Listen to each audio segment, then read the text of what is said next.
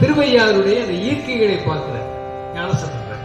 அங்க எப்படின்னா, அங்க அந்த ஊர்ல பெண்கள் எல்லாம் நடனம் ஆடுவாங்க, பரதநாட்டியம் ஆடுவாங்க. பெண்கள் ஒரு ஊர்ல ஆடி பாடி இருந்தாங்கன்னு சொன்னா அந்த ஒரு நாடு நகரம் சிறப்பாக இருக்குன்றது அர்த்தம். நம்மளுடைய சைவ பண்பாடே தான். பெண்கள் எங்கு சந்தோஷமா இருக்கிறாங்களோ அந்த நாடு சந்தோஷமா இருக்கும். அதனாலதான் பெண்கள் அழக்கூடாதுன்னு சொல்லுவாங்க. அப்படி திருவையாறுல பெண்கள்லாம் ஆடலும் பாடலுமா இருப்பாங்க. அவங்க கேளிக்கை நடனம் பண்ணாங்க கிடையாது.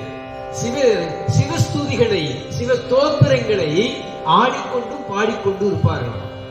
அப்படி பாடிக்கொண்டு இருக்கும் போது முழவங்கள், மத்தளம், முழவம் இதெல்லாம் இசைப்பாங்க. அந்த இசைக்கு தந்தாலும் மத்தளத்துக்கு தந்தாப்புல அவங்க ஆடுவாங்க.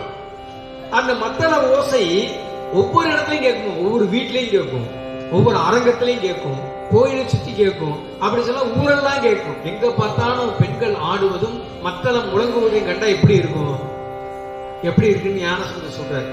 அந்த மத்தள ஓசையை கண்டு அந்த ஊர்ல நிறைய சோலைகள் இருந்தது இல்லையா, மரங்கள்ல குரங்குகள் நிறைய இருந்தது. அந்த குரங்குகள் எல்லாம் என்ன பண்ணுச்சுன்னா அந்த மத்தள ஓசையை கேட்டு அப்படியே பார்க்குது. பெண்கள் எல்லாம் அழகாக நடனம் ஆடுவதை கண்டு மயில் ஆடுகின்றதோ அப்படின்னு பார்க்குது. மயில் போல ஆடும் போது மயில் ஆடுகின்றதோ அப்படின்னு ஒரு அந்த மயில் ஆடுது. அப்புறம் பார்த்தா மத்தள ஓசையை பார்க்குது. மத்தள ஓசையை கேட்டோன்னையும் இடி முழங்குகின்றதோன்னு பார்க்குது.